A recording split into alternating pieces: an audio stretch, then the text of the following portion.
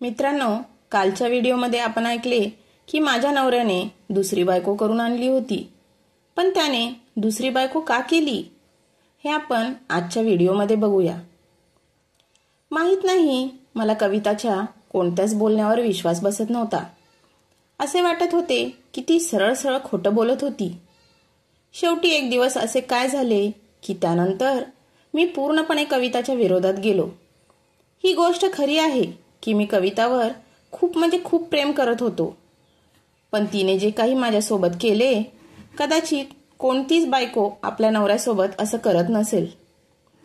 त्या दिवशी मी कामावरून घरी लवकर आलो, कारण मला कवितावर जास्त संशयात बुडायचे नव्हते. तिच्या विरोधात जायचे नव्हते. माझा विचार होता की तिच्यासोबत शांतपणे बसून तिच्यासोबत थोडा वेळ घालू. आमच्या दोघांच्या मध्ये चांगली अंडरस्टँडिंग निर्माण होणे गरजेचे होते. म्हणजेच माझ्या मनात तिच्याबद्दल जेवढा संशय होता तो संपून जाईल. म्हणून मी घरी लवकर आलो होतो. पण त्या दिवशी जेव्हा मी घरी लवकर आलो तेव्हा दरवाजावर कुलूप लागले होते. मी हैराण झालो, कारण मला कविताने अजिबातच सांगितले नव्हते की ती कुठेतरी बाहेर जाणार आहे. मी माझ्या जवळ असणाऱ्या चावीने दरवाजा उघडला आणि घरात आलो. घर पूर्णपणे खाली होते, कारण घरात कोणीच नव्हते. मग मी कविता गेली तरी कुठे हा विचार करू लागलो. मी लगेच तिच्या मोबाईलवर मिस कॉल दिला, तर तिचा मोबाईल इथे सोफ्यावर पडला होता. जेव्हा तो वाजायला लागला तेव्हा मी मोबाईल उचलला आणि तेव्हा त्या मोबाईलवर अनगणित मिस कॉल्स पडले होते. मी त्या नंबरला माझ्या मोबाईलमध्ये सेव्ह करणार होतोच की तेवढ्याच कोणत्या तरी मुलीची जोरात किंचाळी ऐकायला आली. मी पटकन बाहेर दरवाजात येऊन पाहिले तर सदाशिव काकांची मुलगी सोनिया आमच्या घरात आली होती. सारखी मागे पाहत होती आणि म्हणायला लागली की विजय, बाहेर लोक कुत्रं पाळतात, पण मला तर वाटतं तुम्ही उंदीर पाळले आहेत. आता हा एवढा मोठा उंदीर माझ्या पायावर चढला होता. घाबरून तर माझा जीवच निघून गेला होता. सोनिया ही अशीच हसतमुख आणि चेष्टामस्करी करणारी होती. माझे लक्ष आता त्या मोबाईलमध्ये नव्हते. सोनिया आपल्या हातात गाजराच्या हलव्याची वाटी घेऊन घरात आली होती आणि ती म्हणाली की हा हलवा मी कवितासाठी घेऊन आले आहे, पण मला तर ती घरात कुठेच दिसत नाही. माझं डोकं तर पहिलेच खराब झालं होतं. मी त्या हलव्याची वाटी हातात घेतली आणि तिला म्हणालो, थँक्यू गाजराचा हलवा देण्यासाठी. माहीत नाही कविता कुठे गेली आहे, मी आत्ताच घरी आलो आहे. सोनिया म्हणाली, हो बरोबर, ती नेहमीच या वेळेला बाहेर जाते. आज दरवाजा ओपन दिसला म्हणून मी विचार केला की कविता घरी असेल, त्यामुळेच मी तिला हलवा देण्यासाठी आले. सोनियाचे बोलणे मला अजूनच कविताच्या विरोधात संशयात टाकत होते. सोनिया तिथून निघून गेली होती, पण मी मात्र एकटक विचार करत त्या हलव्याच्या वाटीकडे पाहत राहिलो. थोड्या वेळानंतर कविता घरी आली होती. उघडलेल्या दरवाजाला पाहून ती हैराण झाली होती, पण मला सोफ्यावर बसलेले पाहून तिच्या चेहऱ्यावरचा रंगच उडाला होता. मला म्हणाली, तुम्ही इतक्या लवकर घरी आलात आणि मला सांगितलेही नाही. ते घाबरल्यासारखी दिसत होती, पण मी काहीच उत्तर दिले नाही. मी तिला विचारले, तू ह्या वेळेला कुठे गेली होतीस? पहिले त्याचे उत्तर दे मला. कविता म्हणाली, मी माझ्या आईच्या घरी गेले होते. तिच्या चेहऱ्यावर साफ दिसत होते की ती खोटं बोलत आहे. आता मी आतल्या आत तुटायला लागलो होतो. कवितासोबत माझी ओळख आमच्या लग्नाच्या अगोदरपासून होती, कारण कविता ही माझ्या आईच्या मैत्रिणीची मुलगी होती, म्हणून आमच्या एकमेकांच्या घरी येणे जाणे होत राहायचे.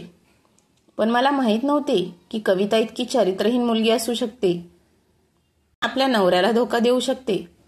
आता मी एक विचित्र डिप्रेशनचा शिकार झालो होतो. मी स्वतःला कवितापासून दूर ठेवायला लागलो होतो. मला आता समजत नव्हते की नक्की माझ्या घरात काय चालले आहे.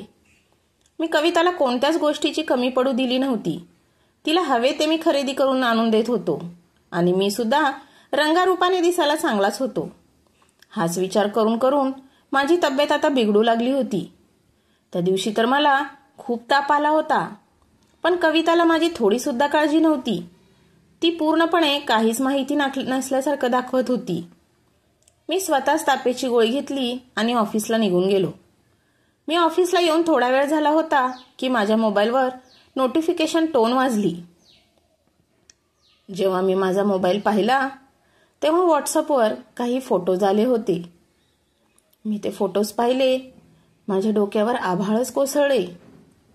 मला आजूबाजूचे काहीच कळत नव्हते. मी खूप मुश्किलीने स्वतःला सांभाळले. मी एक नजर त्या फोटोकडे पाहिले होते. परत त्या फोटोंना पाहण्याची माझी हिंमतच होत नव्हती. हा कोणता तरी नंबर होता ज्याने मला माझ्या बायकोचे म्हणजे कविताचेच विचित्र फोटो पाठवले होते, ज्यात तिच्यासोबत जो मुलगा होता तो वॉचमॅन सुद्धा नव्हता आणि तो डिलिव्हरी बॉय सुद्धा नव्हता. माझ्या मनाला या प्रकारे जखम झाली होती की मी पूर्णपणे वेडा व्हायला लागलो होतो. त्या दिवशी मी घरी सुद्धा गेलो नव्हतो. कविता मला सारखा फोन करत होती, पण माझ्या मनात तर तिचा बदला घेण्याची आग भडकायला लागली होती. त्याच दिवशी मी विचार केला की याचा बदला मी माझ्या बायकोकडून नक्कीच घेणार. मी तिला अशी शिक्षा देणार की ती आतल्या आत आयुष्यभर तडफडत राहिली पाहिजे. मी तिला घटस्फोट देऊन बाहेर सुद्धा हकलून देऊ शकलो होतो, पण मला असे करायचे नव्हते. जर मी असे केले असते तर ती स्वतंत्र झाली असती आणि त्यामुळे माझ्या मनाला कधीच समाधान भेटले नसते. मला तर तिला क्षणाक्षणाला तडपवायचे होते. त्या क्षणी माझ्या मनात दुसरे लग्न करण्याचा विचार आला. माझ्या नजरेत कोणतीच मुलगी येत नव्हती. तेव्हा अचानक मला माझ्या घरासमोर असणाऱ्या शेजारणीची मुलगी आठवली. मला माहीत होते की ती मला पहिलेपासून पसंत करते, पण माझ्या लग्नानंतर ती माझ्यासोबत परत कधीच तशी वागली नव्हती. दुसऱ्या दिवशी मी तिच्या जवळ गेलो आणि तिला म्हणालो की मला तुझ्यासोबत लग्न करायचे आहे. पण तिला हे माहीत नव्हते की मी बदला घेण्याच्या आगीत तिच्यासोबत लग्न करणार आहे. मी फक्त तिला एवढे सांगितले होते की मला तुझ्या मनातले माहीत आहे. मी तुझ्या भावनांची कदर करतो. मला आता तुझ्यासोबत लग्न करायचे आहे. ती तर लगेच तयार झाली आणि आम्ही दोघांनी मंदिरात जाऊन साध्या पद्धतीने लग्न केले. तिच्या घरी फक्त तिचे म्हातारे वडील होते. तिला बहीण भाऊ किंवा आई कोणीच नव्हते. आणि मग मी सोनियासोबत लग्न करून माझ्या घरी आलो होतो. भलेही माझ्या मनात खूप मोठे वादळ होते, पण मी घरात आलो तेव्हा मी सोनियाचा हात हातात घेतला आणि चेहऱ्यावर खोटे हास्य ठेवले होते. विचार केला होता की कविता आम्हाला पाहून तडफडेल, रडेल, माझ्या पायावर पडून माफी मागेल, पण तिने तर ते काहीच केले नाही. ती हसली आणि आमच्या दोघांची दृष्ट काढली. आमचे चांगल्या प्रकारे स्वागत केले. म्हणाली की असे वाटत आहे की तुम्ही दोघे एकमेकासाठीच बनले आहात. तुमची जोडी खूप सुंदर दिसत आहे. मी तर एक मैत्रीण म्हणून राहील. कविताचे बोलणे ऐकून सोनिया सुद्धा हैराण होऊन मला पाहायला लागली. ती तर स्वतः घाबरली होती की कविता आता तिच्यासोबत कशी वागेल, पण असे काहीच झाले नाही. जेव्हा मी सोनियाचा हात हातात पकडून रूममध्ये जायला लागलो तेव्हा कविताने माझा हात पकडला आणि आम्हाला थांबवले. माझ्या मनाला एकदम समाधान वाटले, कारण मला वाटले की आता ती माझ्यासमोर रडेल, ती माझी माफी मागेल. पण कविताने जे काही माझ्यासोबत बोलली ते तर मी तोंड उघडून तिचा चेहरा पाहतच राहिलो. ती मला म्हणाली की अहो तुम्ही थोडा वेळ थांबा, मी तुमची खोली फुलांनी सजवते, तुम्ही तोपर्यंत हॉलमध्ये बसा. त्या पटकन बाहेर निघून गेली आणि 10-15 मिनिटांमध्ये परत आली. तेव्हा तिच्या हातात 2 पिशव्या होत्या. त्या घेऊन ती रूममध्ये गेली आणि तिने आमच्या रूमला फुलांनी सजवले आणि मग आम्हाला म्हणाली की तुम्ही आता रूममध्ये जाऊ शकता. तुमचे आजच लग्न झाले आहे ना, तुमची तर आजची लग्नाची पहिली रात्र आहे. तुम्ही आता पहिल्या रात्रीसारखेच एन्जॉय करा.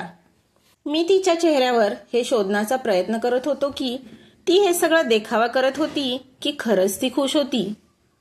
सोनिया आणि मी त्या रूममध्ये निघून गेलो. माझ्यासोबत लग्न करून सोनिया खूप खुश झाली होती, पण मी सोनियाला म्हणालो मला सध्या तुझ्यासोबत कोणताच संबंध ठेवायचा नाहीये. हे बघ सोनिया, मी तुझ्यासोबत लग्न केले आहे. हे चांगल्या प्रकारे माहीत आहे की कोणत्या परिस्थितीत केले. अचानक मी तुझ्यासोबत लग्न केले आहे, पण ह्या नात्यासाठी मी स्वतःला तयार करू शकलो नाहीये. जसे मी या नात्यासाठी स्वतःला तयार करेल तेव्हा आपण नवरा बायकोच्या नात्यात सुरुवात करू. सोनियाने सुद्धा मला समजावून घेत म्हणाली, ठीक आहे. मग सोनिया बेडवर झोपली आणि मी रूममधल्या सोफ्यावर झोपलो. खरं तर हे होतं की माझ्या मनात सोनियासाठी कोणतीच फिलिंग्स नव्हती. माझे तर खरे प्रेम कवितावर होते. आता मला जाणवायला लागले होते की मी घाईघाईत खूप मोठा चुकीचा निर्णय घेतला आहे. पण परत कविताचे वागणे आठवल्यानंतर मला कवितावर खूप राग येऊ लागला आणि मग मी घेतलेला निर्णय मला योग्य वाटायचा. दिवसेदिवस मला कविताचे वागणे संशयात टाकत होते. कदाचित ती ह्या जगातली पहिली महिला होती जिने आपल्या सवतीला आनंदाने स्वीकारले होते. मला तर काहीच समजत नव्हते की नेमके हिचे चक्कर काय आहे. मी 2 वर्ष कवितासोबत घालवले होते आणि आता सोनिया माझ्या आयुष्यात येऊन 1 महिना होऊन गेला होता. एक विचित्र प्रवास मी करत होतो. समजत नव्हते की करू तरी करू काय. पण कदाचित हे रहस्य सुद्धा लवकरच उलगडणार होते. सगळे सत्य माझ्या डोळ्यासमोर आले होते आणि जे कळालं त्यानंतर मला वाटत होतं की माझं डोकं मी भिंतीवर फोडावं. त्या दिवशी मला कवितासोबत 2 शब्द बोलायचे होते, कारण मी सुद्धा आतल्या आत तुटत चाललो होतो. मी निर्णय घेतला होता की आता मी कविताला घटस्फोट देणार आणि जसेही असो मी सोनियासोबतच आयुष्य घालवणार. त्या घरात कविताला पाहून माझे मन तडफडत असायचे. ती माझे पहिले प्रेम होते, पण ती मला इग्नोर करत राहायची आणि हेच पाहून मला खूप दुःख होत होते. शेवटी ती कशी का असेना आनंदात राहू शकत होती. मला काहीच समजत नव्हतं. ती कोणाला पसंत करत होती तर तिने आत्तापर्यंत माझ्याकडून घटस्फोट का नाही मागितला. मी अशा विचारात ऑफिसवरून घरी आलो तेव्हा माझ्या कानावर काही गोष्टी ऐकायला आल्या.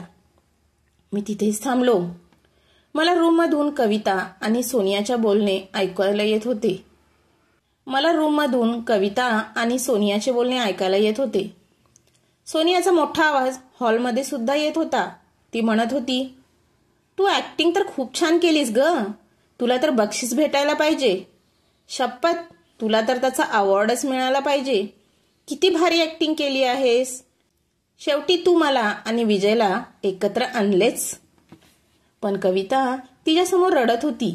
तिच्यासमोर हात जोडून उभी होती. कविता रडून रडून सोनियाला म्हणत होती की मी तुझी प्रत्येक गोष्ट ऐकली आहे. तू मला जे काय म्हणशील ते मी सर्व काही केलं आहे. मग आता तरी माझे ते फोटो डिलीट करून टाक. तर शेवटी मी तुझे काय बिघडवले आहे. तू माझा नवरा विजय सुद्धा मागितला आणि मी तुला माझा नवरा सुद्धा दिला. कविताच्या या बोलण्यावर सोनिया जोरात ओरडली आणि म्हणाली, खबरदार, जर विजयला तुझा नवरा म्हणालीस तर तो सुरुवातीपासूनच माझा होता. मी त्याला मनापासून पसंत करत होते आणि आज मी त्याला मिळवले आहे. तो तर माझ्या बालपणीचा प्रेम आहे. त्याला तर शेवटी माझेच व्हायचे होते. तूच आमच्यामध्ये आलीस आणि आता मी तुला विजयच्या मनातून डोक्यातून काढले आहे. विजयच्या मनात तुझ्या विरोधात भडकावून तुझ्याबद्दल संशय टाकून आज तो माझा झाला आहे आणि बघत राहा, लवकरच तो माझ्यावर प्रेम सुद्धा करू लागेल. आता बस, तुला एक शेवटचे काम करायचे आहे. मग विजय पूर्णपणे माझा होईल. माहिती नाही तू त्याच्या डोक्यावर काय जादूटोणा केला आहे. तुझ्या प्रेमाचे भूत त्याच्या डोक्यातून उतरतच नाही. एवढं सगळं झाल्यानंतर सुद्धा तो तुझ्या प्रेमाला त्याच्या मनातून काढू शकत नाहीये.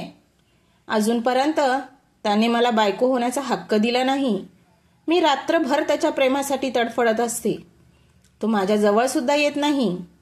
तुला आता हे एकच काम करायचे आहे की तुला त्याच्या आयुष्यातून कायमचे दूर निघून जायचे आहे. तू गेल्यानंतर विजयला माझा स्वीकार करण्याव्यतिरिक्त दुसरा पर्यायच उरणार नाही आणि हळूहळू त्याच्या मनात माझ्याबद्दल प्रेम निर्माण होईल. सोनियाचे हे बोलणे ऐकून कविता जोरजोरात रडत होती. म्हणत होती की सोनिया, तुला देवाची शपथ आहे ग, हे सर्व माझ्यासोबत करू नकोस. मी विजयशिवाय मरून जाईल. मी सगळं काही तुला तर दिलं आहे. बस फक्त विजयला समोर पाहून मला मनाला थोडेसे समाधान मिळते. कमीत कमी विजयचे नाव तरी माझ्यासोबत जोडले आहे. ते सुद्धा माझ्याकडून हिसकावून घेशील तर मी मरून जाईल ग. मी जिवंत राहण्याचे कारणच संपून जाईल. मला असे मारून टाकू नकोस. कविता हे सर्व बोलत असतानाच सोनियाने तिचे तोंड दाबले आणि म्हणाली की तू जर विजयच्या जीवनातून स्वतःला बाहेर गेली नाहीस तर मी तुझे सर्व फोटोज सोशल मीडियावर व्हायरल करून टाकेन. तुला तोंड दाखवायच्या लायकीची सुद्धा सोडणार नाही. सगळे रहस्य एकामागे एक उलगडत होते आणि माझ्यासमोर येत होते. हे सगळं ऐकून मी तर दगडासारखा स्तब्ध झालो होतो. जेव्हा सोनिया हे सगळं बोलून रूमच्या बाहेर आली तेव्हा तिची शुद्धच हरपली होती. तिला कळतच नव्हते की काय करू आणि काय नको, कारण तिने मला समोर पाहिले. दुसऱ्या क्षणी मी जोरात तिच्या कानाखाली वाजवली. सोनिया माझी बालपणाची मैत्रीण होती. आईवडिलांनी हे घर खरेदी केले होते त्यावेळेस मी 12 वर्षाचा होतो आणि सोनिया 7 वर्षाची होती. लहानपणापासूनच आम्ही एकमेकासोबत खेळत असायचो. आमची मैत्री सुद्धा खूप घट्ट होती. मी पण तिला कधीच दुसऱ्या नजरेने पाहिले नाही. ती माझ्यासाठी फक्त आणि फक्त एक चांगली मैत्रीणच होती. मी प्रेम फक्त कवितावरच केले होते. पण आज जेव्हा हे रहस्य माझ्यासमोर आले तेव्हा मला सोनियाचा खूप तिरस्कार होऊ लागला होता की सोनिया किती नालायक आणि चालबाज मुलगी होती.